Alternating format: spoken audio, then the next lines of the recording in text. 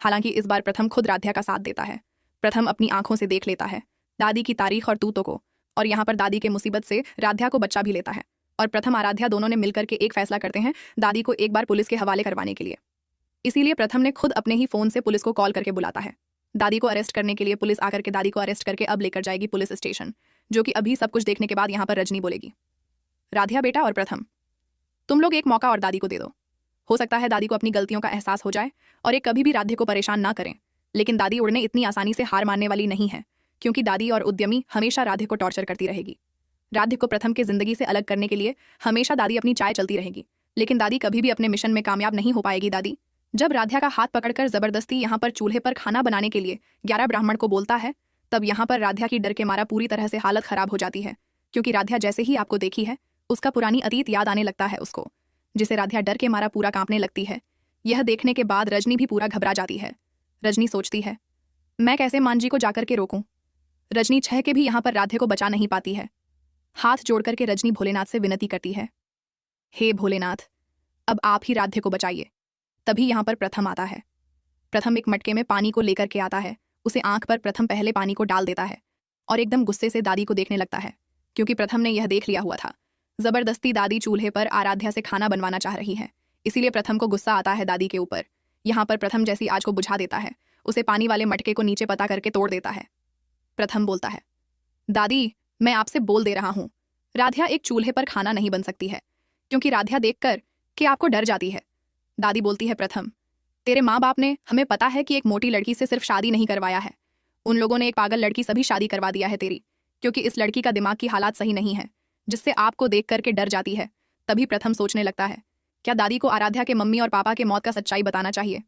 तभी प्रथम सोचता है, दादी तो हमारी बातों पर विश्वास नहीं करेगी, तो फिर कोई फायदा नहीं है। दादी को सच्चाई बात करके यहाँ पर प्रथम राध्या को पढ़ करके गले लगा लेता है और इस बार राध्या का साथ देता है। राध्या प्रथम ने दोनों साथ में कमरे में चले जाते हैं।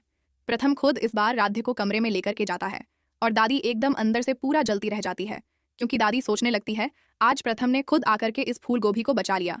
तभी रजनी दादी के पास जाती है। तभी यहाँ पर दादी हाथ को दिखा करके रजनी को रोक देती है। दादी बोलती है, तुम हमसे दूर रहो तो ही रजनी अच्छा होगा। मित्तल भवन में सुबह से ही मंत्रोच्चारण गूंज रहे थे। अगरबत्ती और दीपक की खुशबू पूरे घर में फैल रही थी। यह दिन बेहद महत्वपूर्ण था, क्योंकि ओमकार के बाबूजी की आत्मा की शांति के लिए यह श्राद्ध रखा गया था। सबको उम्मीद थी कि माहौल शांतिपूर्ण रहेगा, लेकिन जैसे जैसे समय बीत रहा था घर का वातावरण भारी होता जा रहा था। दादी माँ ने अचानक राध्या को आवाज लगाई और कहा कि आज का भोजन वही बनाएगी, यह परंपरा है और अगर वह इस घर की बहू कहलाना चाहती है तो उसे इसे निभाना होगा। राध्या घबरा गई। उसने धीरे से कहा कि वह कोशिश करेगी, लेकिन तभी दादी ने उसका हाथ कसकर पकड़ लिया और घसीटते हुए रसोई की तरफ ले गई। रसोई में मिट्टी का चूल्हा जल रहा था।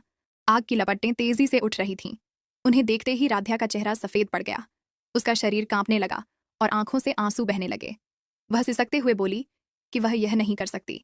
दादी माँ का चेहरा और सख्त हो गया। उन्होंने कहा कि यह आग उसकी परीक्षा है और उसे इसे झेलना ही होगा। तभी प्रथम से सहा नहीं गया। उसने दादी का हाथ झटके से छोड़ा और ऊंची आवाज में कहा कि अब बहुत हो गया। वह अपनी पत्नी को इस तरह की तकलीफ और नहीं सह सकता। यह घर दादी का है, लेकिन इसका मतलब यह नहीं कि राध्या को खिलौने की तरह तड़पाया जाए। दादी हैरान रह गई। पूरे घर में सन्नाटा छा गया।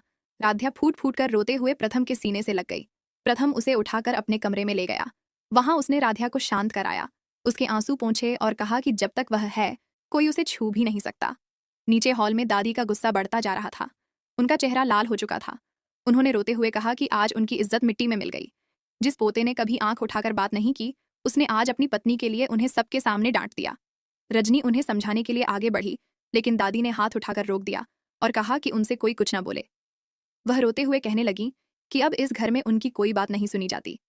तभी ओमकार आए और फोल्डेड हैंड्स में बोले कि वह शांत हो जाएं।